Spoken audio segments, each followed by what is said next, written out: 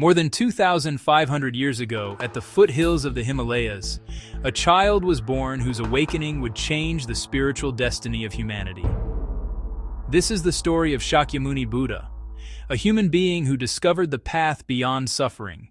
Along the Rohini River lived the Shakya clan, ruled by King Shuddhodana Gautama.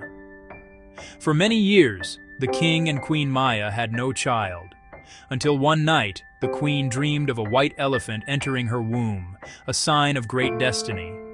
On a spring day in the Lumbini garden, beneath blossoming trees, a prince was born. The world rejoiced. The child was named Siddhartha, meaning every wish fulfilled. Soon after the birth, a sage named Asita visited the palace. If this child remains in the palace, he will become a great king.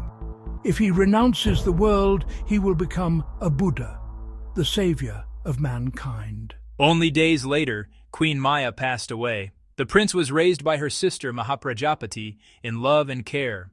As a child, Siddhartha received the finest education in arts and warfare, yet his heart was drawn elsewhere.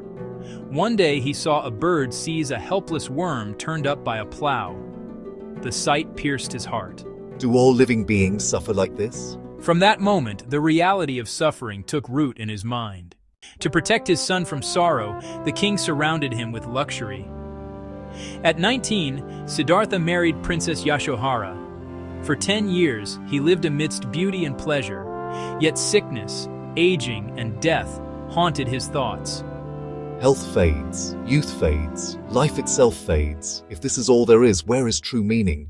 At 29, after the birth of his son Rahula, the prince faced his greatest decision.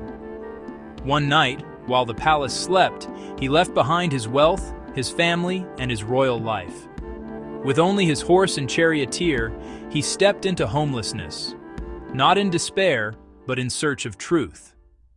Siddhartha studied with great teachers and practiced severe asceticism.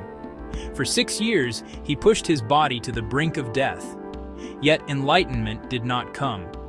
Finally, he realized, extreme suffering is no closer to truth than extreme pleasure. Accepting nourishment, he chose a middle way. I will not rise until I discover the path to liberation.